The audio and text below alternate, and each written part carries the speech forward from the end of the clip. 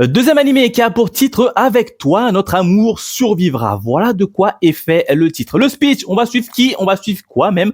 On va suivre tout simplement une fille qui va arriver un peu en retard, qui s'appelle Marie, dans son lycée, et elle va littéralement se faire aider à escalader la grille parce qu'elle arrive en retard. Du coup, le lycée était fermé, donc elle va se faire aider, notamment par Tsugai. Tsugai, c'est quoi? C'est une espèce de chien-loup. Grosso modo, c'est un loup qui est doté de la parole et qui marche, qui boit, qui comprend parfaitement les humains.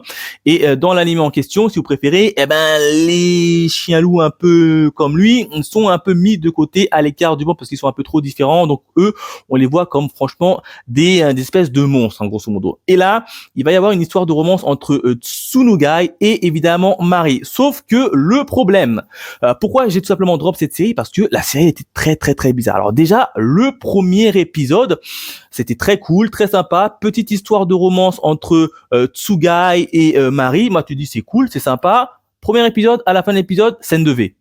Ah, j'ai été extrêmement choqué. Scène de V. Et c'est pas une petite scène de V, hein. Si toi tu fais ça dans la vraie vie, littéralement, tu dors en prison. Lui, scène de V, normal. Je me suis dit, oh, qu'est-ce qui se passe? Deuxième épisode, scène de V. Et cette fois-ci, la scène de V, elle se passe où? Dans la baraque du meilleur pote de Marie, dans sa chambre. Et là, tu te dis, c'est chelou quand même.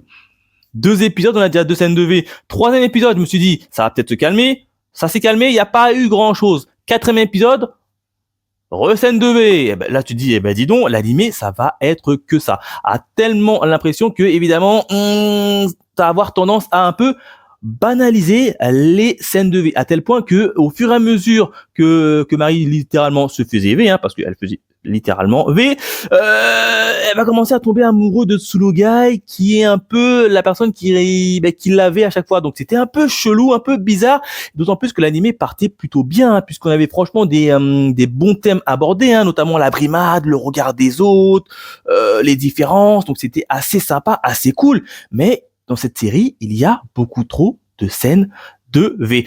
Après, ils ont essayé de rajouter des histoires de jalousie avec la ficha et le meilleur ami de Marie, mais très vite, ils vont se laisser battre. Ils vont dire, ok, t'es meilleur que moi, je te laisse Marie pour toi. Donc, un peu dommage, mais franchement, cette série, vous allez voir, ça va être scène de V sur scène de V. Le premier épisode, ça va vous choquer.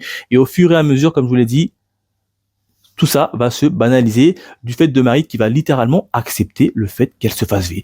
L'anime il est bizarre. Je vous laisse regarder et vous me direz des nouvelles.